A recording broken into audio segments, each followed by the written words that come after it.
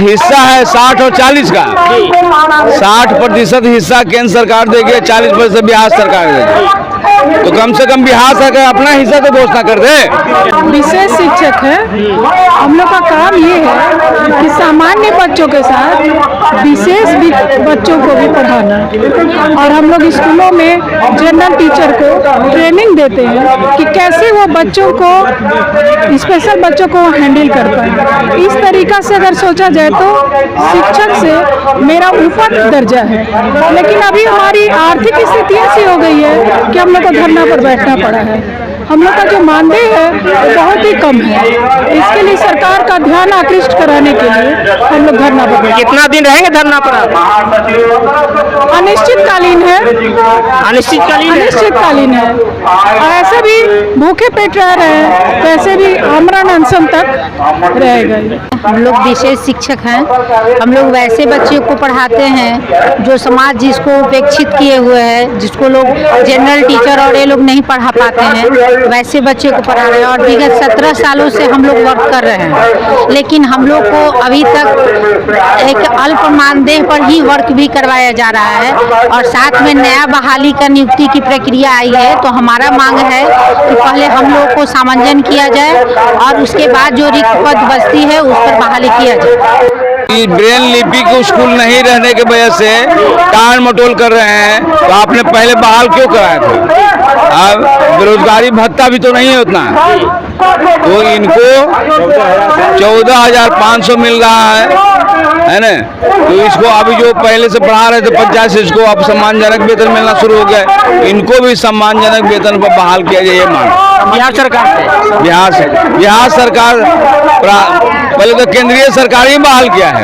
टाल में गेंद को केंद्र सरकार की तरफ बिका जा रहा है, और केंद्र सरकार बिहार सरकार में है ना। यानी हिस्सा है 60 और 40 का। 60% हिस्सा केंद्र सरकार देगी, 40% बिहार सरकार देगी। तो कम से कम बिहार सरकार अपना हिस्सा तो घोषणा कर दे। अगर कह रही कि सरकार हम यहाँ पर दलित पिछड़ों का है, सामाजिक न्याय की सरकार है, महिलाओं को आगे बढ़ाने वाली सरकार है, तो कम से कम अपना हिस्सा तो बढ़ा दे। तब केंद्र सरकार के खिलाफ लड़ाई तो जड़ी रहे।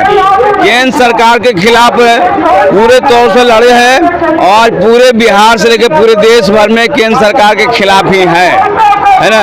न तो बेरोजगारों को नौकरी दे रहा है, न तो जो है कहा हुआ 2 करोड़ रोजगार दे रहा है, न तो किसानों के हित में काम कर रहा है, न मजदूरों के पक्ष में। अब शिक्षक कर्मचारियों के हित में भी नहीं काम कर रहा। तो केंद्र सरकार के खिलाफ लड़ाई चल रहा है। बिहार सरकार जब कह रही है यहाँ पर हम सामाजिक न्याय है, सामाजिक परिवर्तन वाले हैं, तो कम से कम अपना हिस्सा तो घोषित कर दे, 40% है ना।